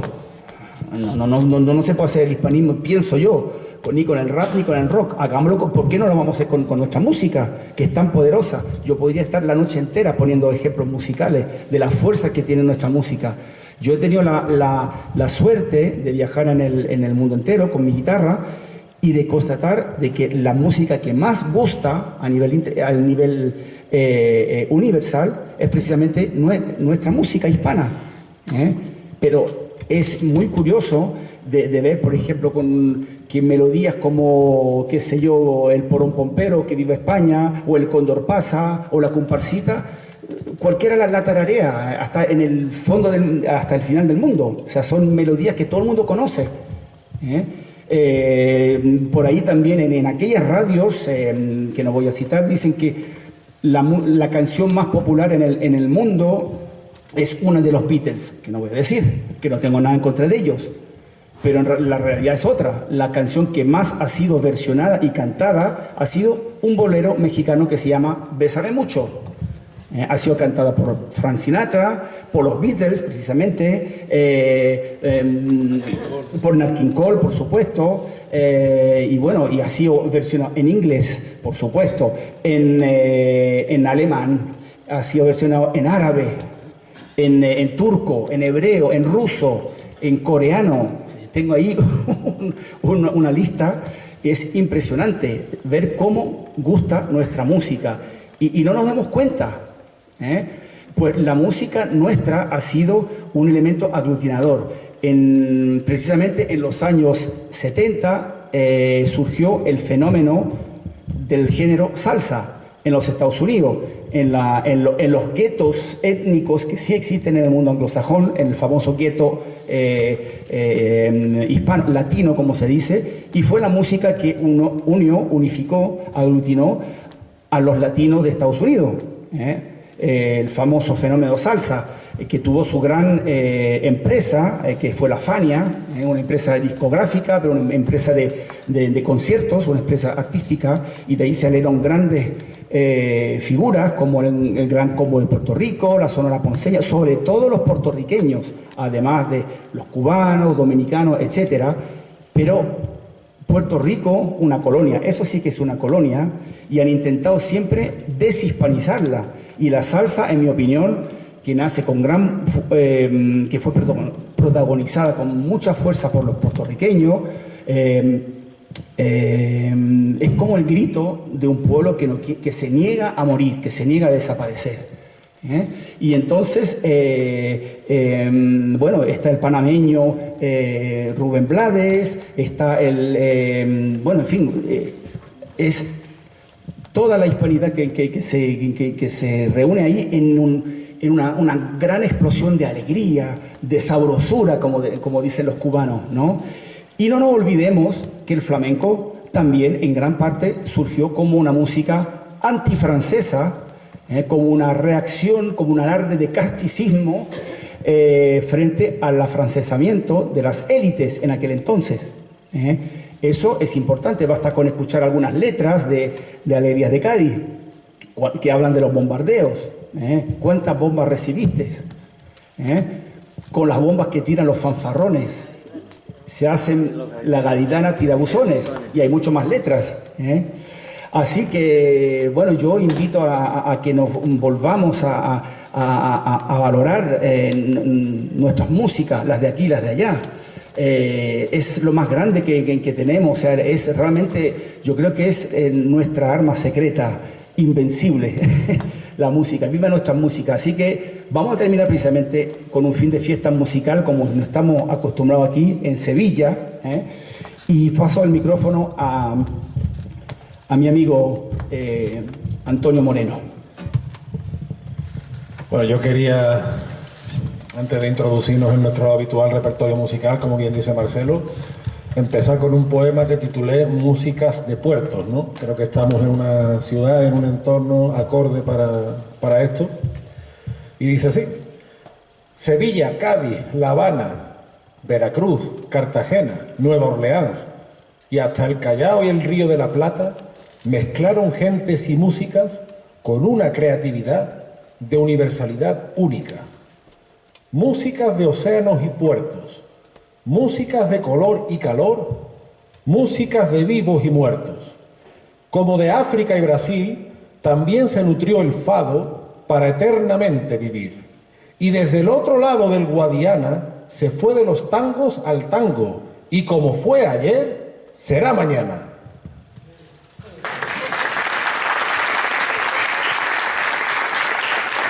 Como bien decía Marcelo, las idas y las vueltas pues no es algo restringido a determinados cantes, sino que forma auténticos acervos musicales en los cuales nos reconocemos, y el flamenco es producto de eso en toda su variada extensión, no solo en 4 o 5 cantes aislados.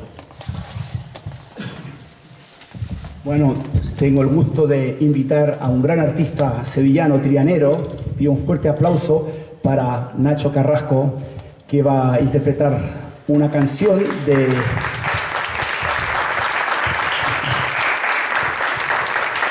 que él mismo la va a presentar, que la hemos hecho de Manuel Alejandro, que bueno, la hemos reinventado por bulería, pero bulería fantasía.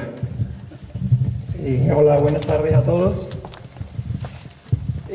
Bueno, esto es un lío en el que me ha metido aquí el amigo, porque yo soy alumno suyo del conservatorio, estoy aprendiendo a cantar, estoy empezando. Y hemos terminado el curso y me ha metido en este embrollo. Entonces me ha hecho mucha ilusión, porque claro, sentarte con el maestro a cantar, y eso para mí es un orgullo, ¿no? Y sobre todo que me haya elegido. Pido disculpas de antemano ya me estáis escuchando hablar, entonces no sé si podré estar a la altura, pero con esto de la alergia, que tengo una compañera que las mascarillas, ¿verdad? Yo soy enfermero, trabajo en un centro de salud y estamos de las mascarillas ya con las alergias que nos tiene bastante tocadas en general. Así que voy a hacer lo que pueda, ¿vale? Con mucho, por lo menos con poca voz, pero con mucho corazón. Sin micro, ¿no? Sí, sin micro. Yo creo que sin micro, vamos. Sin calentar voz ni nada, ¿eh?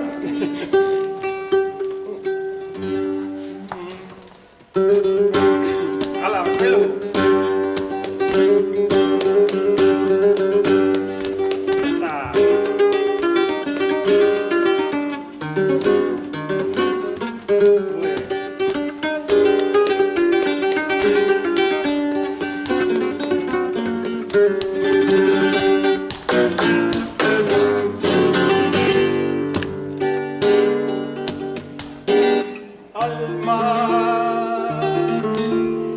Barcos de espuma, los descubridores, soñadores, al mar, para darle a la América Dios luz y nombre, soñadores, azul de Picasso y la luz de infinitos pintores. Soñadores, la voz de la sangre de Lorca, partida a girones. Soñadores, la fe de Teresa, la de tanto Quijote. Soñadores,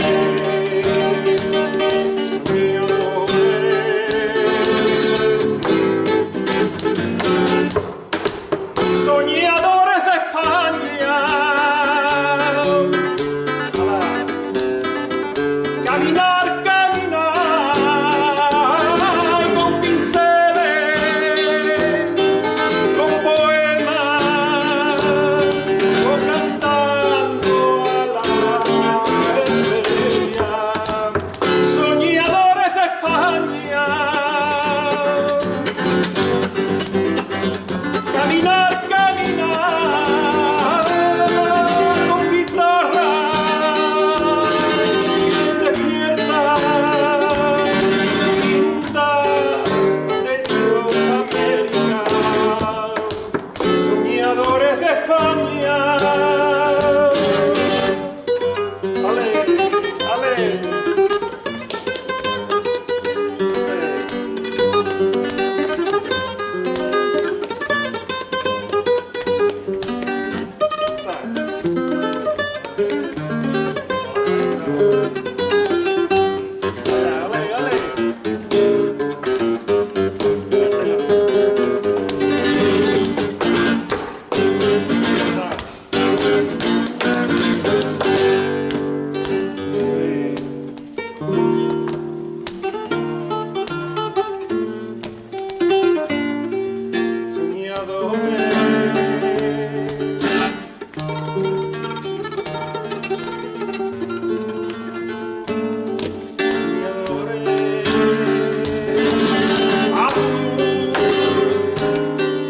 De Picasso y la luz de infinitos pintores, soñadores, la voz de la sangre de Lorca, partida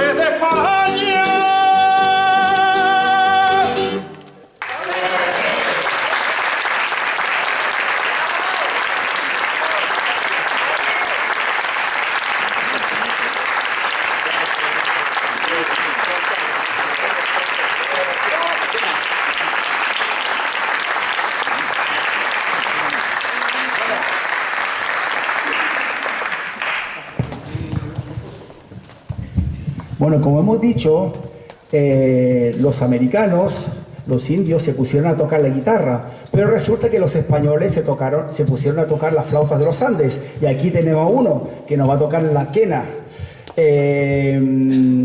Es una de las tantas variantes de las flautas de los Andes, y lo que va a interpretar va a ser un estreno absoluto. Bueno, en realidad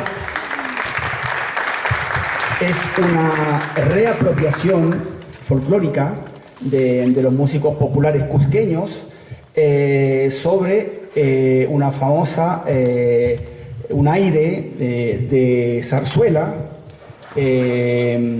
compuesta por el compositor peruano Daniel Alomía Roble. El título, El Cóndor pasa.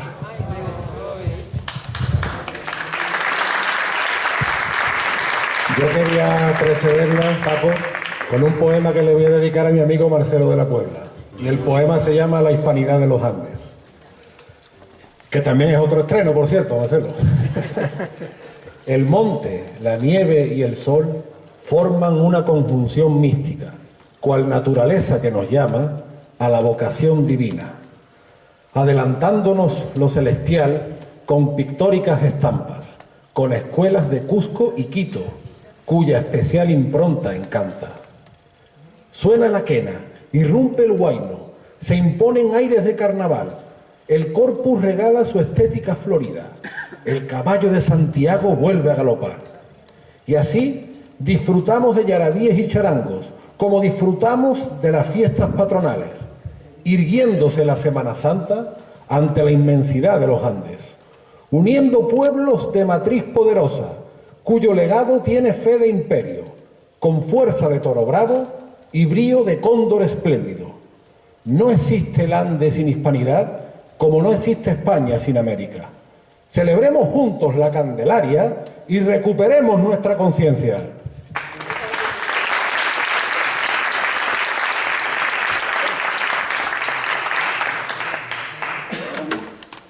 Para mí un...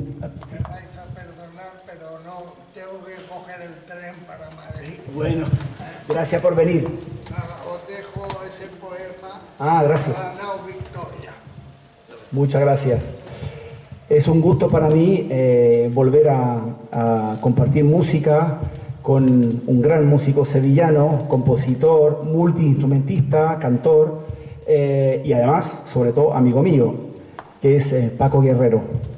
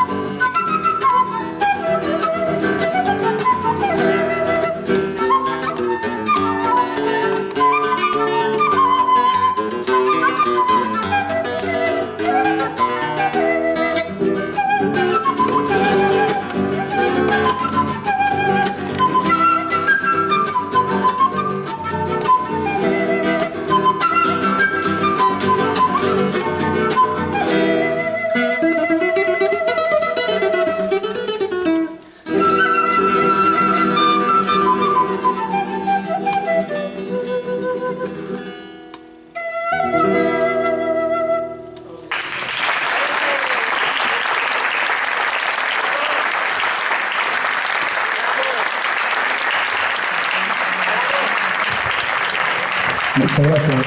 Queremos invitar a continuación a nuestra querida amiga, actriz, productora artística y cantora peruana, ayacuchana, Maribel Alarcón.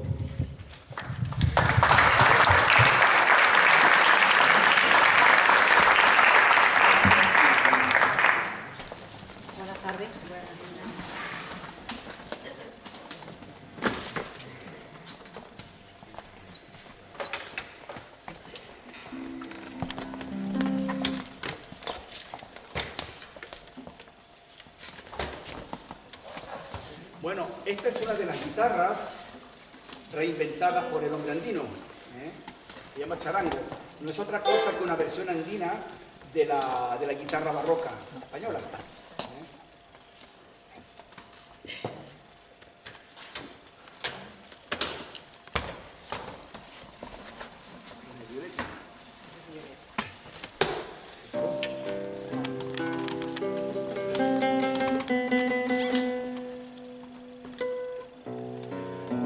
Agradezco a Maribel porque viene de un viaje y ha venido directamente aquí para asistir a este acto y participar con una canción de su tierra, bilingüe, en castellano y en idioma quechua. Vamos a empezar. Lleva por título Flor de Violeta, Guaita. Guaita es la flor en traducción. Quechua. Un día dice Guaita, la flor.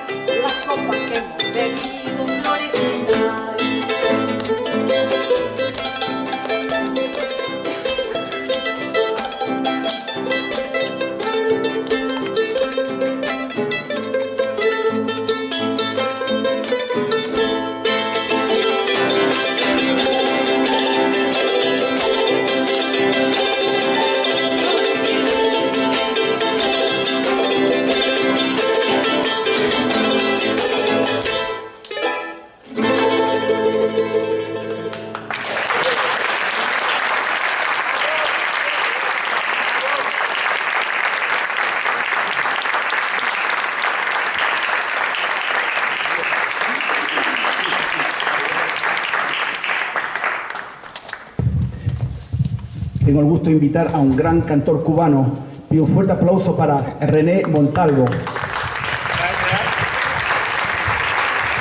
El sinsonte de Cienfuegos.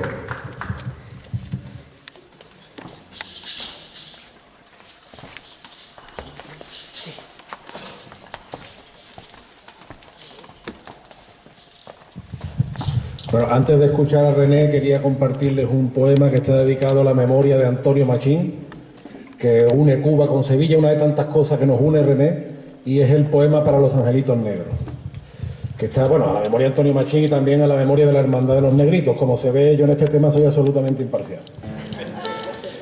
Y el pintor pintó con amor angelitos negros, haciendo justicia a la historia de la cofradía de los morenos, ante San Martín de Porres y San Benito de Palermo, Incor Antonio Machín con voz de maraca y cielo.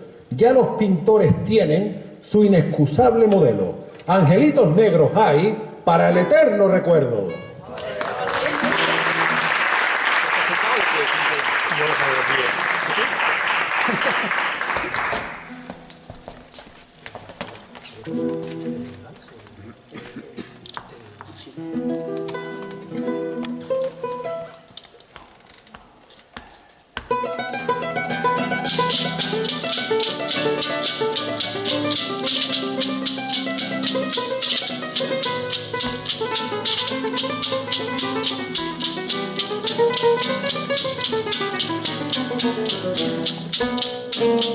Por alto está el cielo en el mundo, por hondo que sea el mar profundo. No habrá una barrera en el mundo que mi amor profundo no rompa por ti. Amor es el pan de la vida, amor es la copa divina, amor es un algo sin nombre que obsesiona al hombre por una mujer. Yo estoy obsesionado contigo y el mundo es testigo de mi frenesí. Por más que se oponga el destino, será para mí, ay, para mí. Por alto está el cielo en el mundo, por hondo que sea el mar profundo.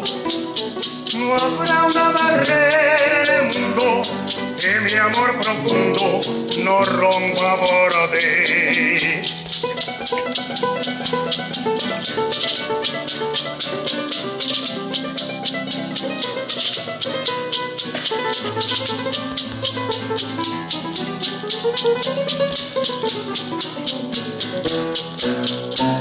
Yo estoy obsesionado contigo y el mundo es testigo de mi frenesí. Por más que se oponga el destino, será para mí, ay, para mí. Por alto está el cielo en el mundo, por hondo que sea el mar profundo. No habrá una barrera en el mundo que mi amor profundo no rompa por ti.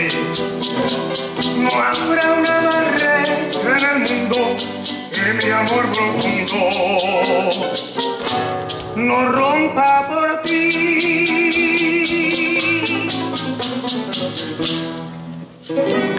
Gracias. Obsesión.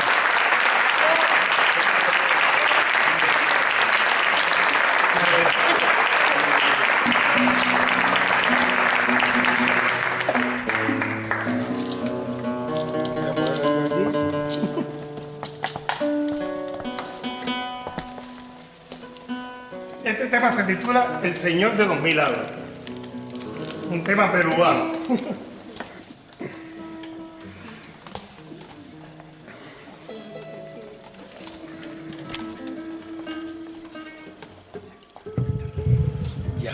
Poema al Señor de los Milagros. Las andas y los candelabros acompañan el sagrado lienzo que Dios inspirara a ser pintado por Benito Angola en su momento. Oh Señor de los Milagros, desde las Nazarenas para todo el Perú y allá donde haya un peruano, se notará siempre tu criolla luz. Como Nicomé de Santa Cruz te rezaba y cantaba, así haremos nosotros. En Sevilla, puerto y puerta de las Indias, siempre tendrás tu trono.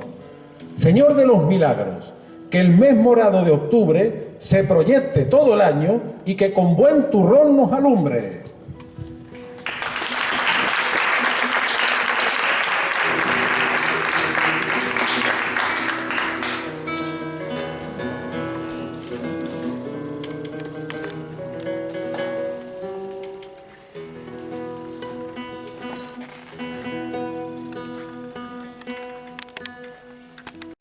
El guitarrista se pasa la mitad del concierto afinando la guitarra y la otra mitad tocando desafinado. Así que...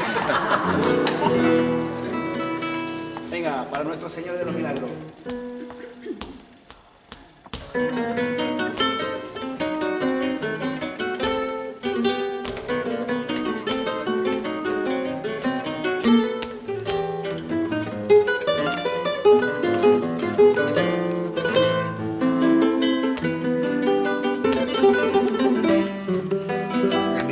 De octubre, cuando por vez primera llevaban en sus hombros las andas del Señor, una emoción embarcaba a todos los hermanos, con la mirada fija al divino patrón. Paso lento y suave se encaminan hacia el Carmen, la vigésima cuadrilla del Señor de los Milagros, llevando en sus hombros al Cristo de Pachacamilla, Señor de los Milagros, patrón de la ciudad. Llevando en sus hombros al Cristo de Pachacamilla, Señor de los Milagros, patrón de la ciudad. Llevando de recuerdo en su lienzo divino 3 hermosas palomas como mensaje de paz. Señor, solo pedimos que des tus bendiciones a esta nueva cuadrilla para gloria de tu hermandad. Señor, solo pedimos que des tus bendiciones a esta nueva cuadrilla para gloria de tu hermandad.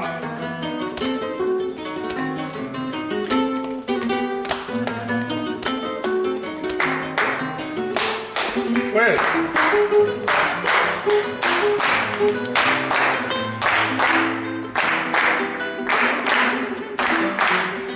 llevando de recuerdo en su lienzo divino 3 hermosas palomas como mensaje de paz. Señor, solo pedimos que des tus bendiciones a esta nueva cuadrilla para gloria de tu hermandad.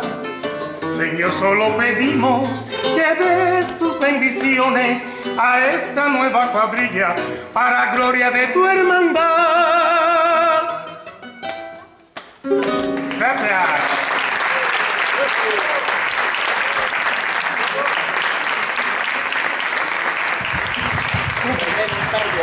Bueno, con estos maestros la verdad es que hablar se hace inútil, pero bueno, ya que estamos, siempre con Marcelo y con René se me antoja recitar el acervo afrohispano.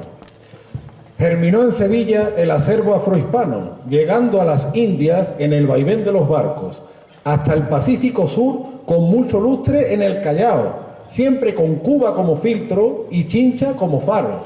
Y ese acervo nos transporta a los tangos gaditanos que entraron en los puertos con sus moldes antillanos.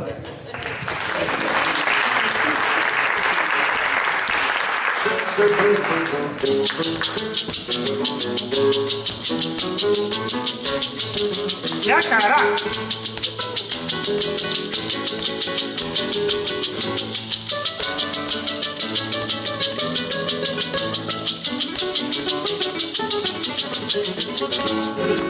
Boleta borondón, boleta penapé, penapé le pego a muchilanga, le echo borondanga, le quita los pies.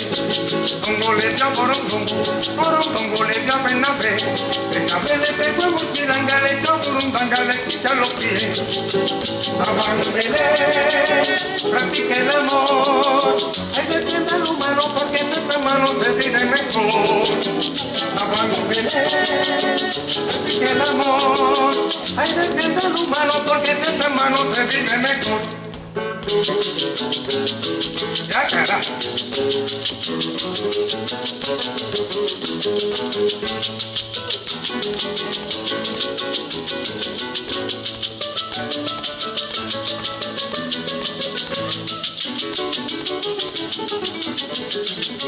Porque fue que Zongo le dio a Borondongo, porque Borondongo le dio a Bernabé, porque Bernabé le pegó a Muchilanga, porque Muchilanga le dio a Burundanga. Abanderé, así que el amor, hay que tener humano porque entre humanos se vive mejor. Abanderé, así que el amor, hay que tener humano porque entre humanos se vive mejor. Burundanga. ¡Agua!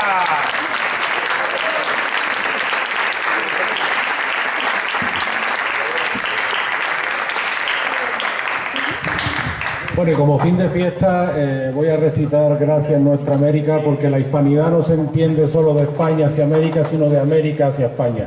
No solo España influenció, España también se influenció, y no estamos hablando de un exotismo, sino de lo que respiramos en el día a día, y de bien nacido ser agradecido.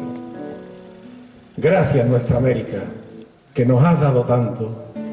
Algunos dirán que si el oro, que si la plata, y no digo yo lo contrario.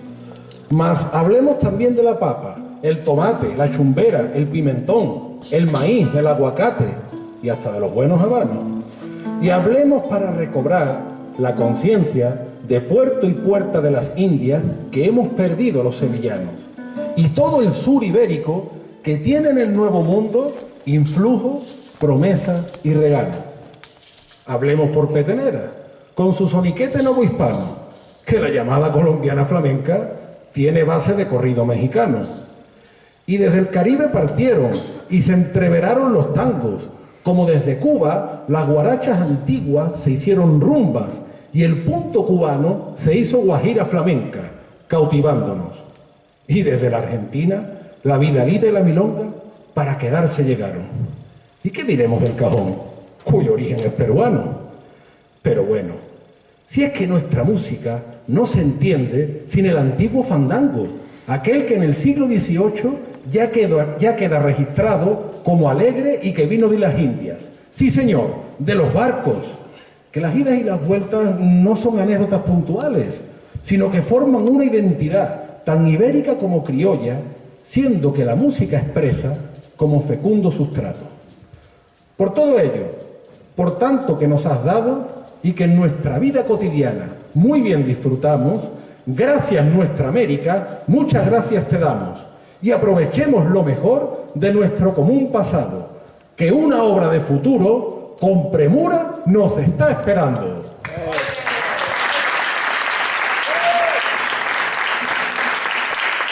Bueno, ahora sí quiero que el público participe con nosotros, ¿ok? Vamos a ver, un canto a España. Y si me pongo aquí, por ejemplo, estoy un poco nervioso, estoy en la esquina y me río en el medio.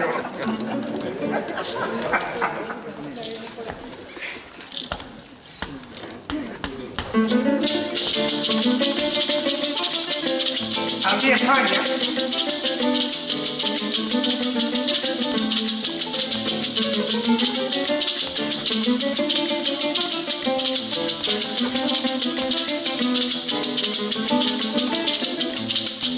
Viene de alegre canción con el dulzor de mi caña para brindar por España con todo mi corazón.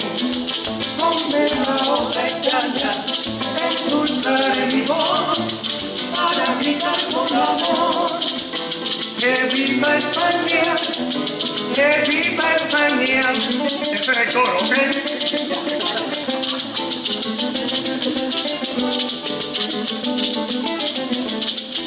Somos nietos de su amor, nietos hijos de tu misma historia, herederos de tu gloria y de tu acento mejor. Ponme la otra caña, endulzaré mi voz, para gritar con amor que viva España, coro, que viva España, esa es la cosa.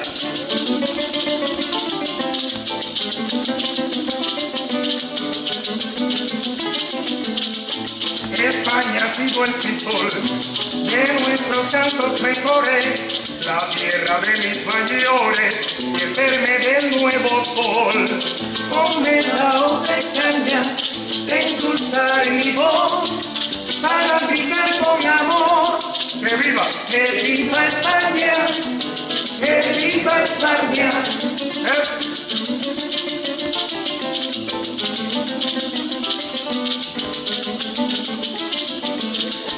Yo saludo con pasión al noble pueblo de España, al que atesora en su entraña lo mejor de la emoción.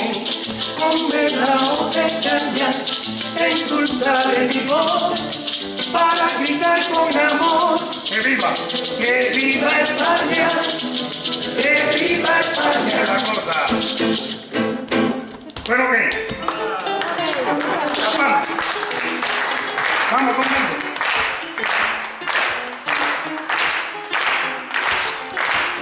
Dale su Marcelo. Yo saludo con pasión al noble pueblo de España. Mira, yo te estoy cantando y entregando mi corazón. El coro dice así, suavecito, el coro dice así, mamacita. Bueno, que yo voy a poner a la gente a hacer la ola. Aquí hacemos la ola, ¿va? Hacemos la ola. Mira. Y es para aquí, y es para allá, y es para aquí, todo el mundo, y es para allá, y es para aquí, y es para allá, manténlo ahí, y es para aquí, y es para acá. Vengo cantando en la biblioteca, se llama Verbo, me dijeron, vamos a cantar lo lindo, suavecito, macabero, ven, escucha lo que dice el coro, dicen que viva España, escucha lo que dice el coro, ven,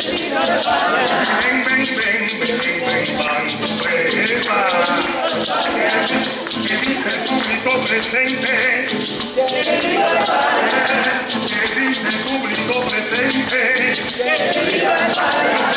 que viva la madre patria, eso es, escucha ese coro rico, ¿por qué?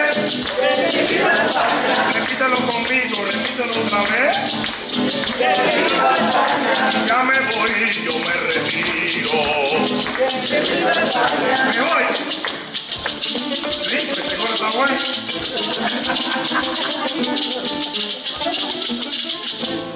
Alabado. Gracias.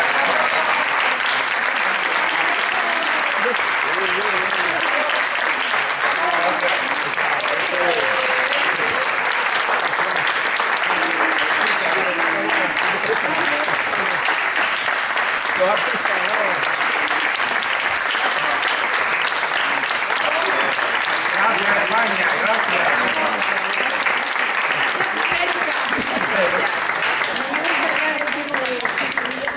Yo soy del Trujillo y al cabo de los siglos soy consciente del mestizaje porque en mi tierra tenemos muchas distintas experiencias. A mi mujer le encantó Trujillo cuando estuvimos, es peruana. Yo es que estoy emocionada porque yo soy consciente del mestizaje que nosotros llevamos, como bárbaros nos trataron. No digo que no lo fuésemos en algún momento, pero en mi tierra, en Trujillo, hay muchas costumbres al cabo de tantas generaciones que yo sé que vienen del Perú y de Hispanoamérica. Y quiero dejar constancia también para todos los que están aquí. Y allí está en el Palacio de la Conquista doña Francisca Pizarro Yupanqui, que se ve de lejos. Ole, ole. No, pero doña Francisca está en el palacio. Bueno, ya ha salido un libro nuevo ahora que se llama La Mestiza, que es la primera, que es la hija de Francisco Pizarro. Sí, y que es una ¿Tú conoces Trujillo? Claro, porque es la hija de una princesa inca con... Hay que ir. A mi mujer le encantó. O sea que nosotros también tenemos costumbres y a muchas otras. Gracias, gracias, gracias. Bueno, me voy, me retiro con el coro otra vez. Venga. Que viva España, pipín, pim, pum, pipín, pum, pam, oye, que viva España, quiero que viva la madre patria, mamá. Que viva España, que tu a la mano, vamos con la palma. Que viva España. Que viva España. Yo me voy y me retiro. Que viva España. Adiós.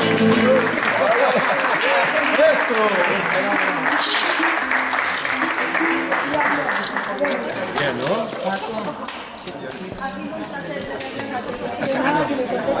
Marcelo.